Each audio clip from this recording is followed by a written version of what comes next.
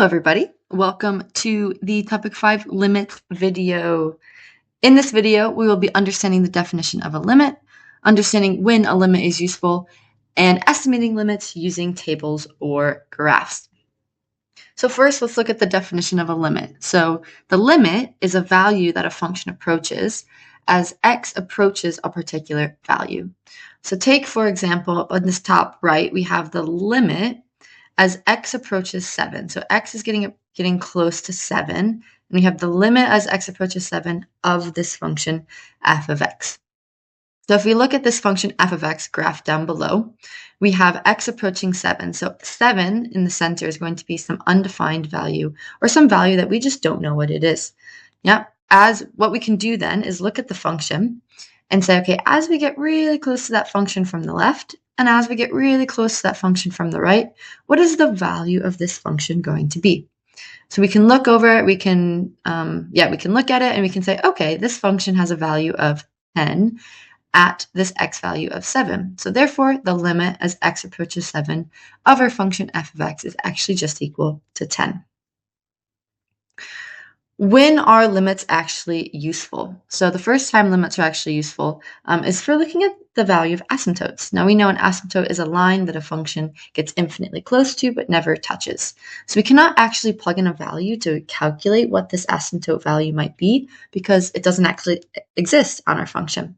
So we can use limits to actually predict what would happen to a function as we got close to it, pretending we got to that value without actually getting there. In a similar way, it's kind of connected to being able to predict the value of a function as our x values go to positive or negative infinity, because we can't really plug in positive or negative infinity. So if we're able to predict what the function would be at those, it's really useful. It's also useful to find the value of undefined points. If there's a point that doesn't exist on a line because of the way our equation is defined, then we can use it to predict what the value of that point would be, because we can't actually plug something in for a point that's undefined or does not exist. Yep. So in the SL syllabus, we only have to know about calculating the value of a limit by looking at graphs or using tables. And so we'll just quickly talk through that process of doing so. So the first thing you're going to want to do is identify the value that you're trying to calculate. Identify the function or the x value of the function that you're trying to figure out the value of. It can be an undefined or like unknown value. It also could just be any value on the function. Once we've identified it, there's normally going to be a table of x's and y's, and the x's are different x coordinates that get really, really close to the number that we identified. And the y coordinates are going to be the values that you then calculate with these x values. And you'll see in the next example that these y values get infinitely close to, or get closer and closer, I guess, to a specific value. And that value is the value of that limit. And so whatever that value is it gets close to, that's what you can approximate or like state is the value of this limit, the value of that function at that x value that we identified.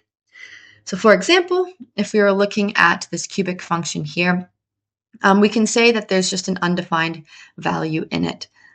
We know that value might exist, but just for the sake, let's say it's undefined. We don't know what the value of this function is when x is 3. So we've identified our value of x for our unknown value of our function. Then we have this table. We've identified 3 as our x value, so the table will normally be set up, and there will be like pre-existing values for x that get really, really close to that identified x value. So in this case, we start off with 2.9, 2.99, 2.999, and 2.9999. It gets really close to 3, but doesn't actually get there. What you then do is you plug those x values inside of your function, as shown here on the right, and you just plug it into your calculator. So you can pause the video, plug it in, see what it's like to find that value. You do the same thing for all of them, and you can see here that this function gets closer and closer to 14. Yeah. So therefore, when we're trying to approximate the value of this limit, the limit as x approaches 3 of our function would actually just be 14. Yeah, because the closer that x gets to 3, the closer our function gets to 14. Awesome. Well, now let's practice. Go do that worksheet. Share your answers in the comments to compare with other students.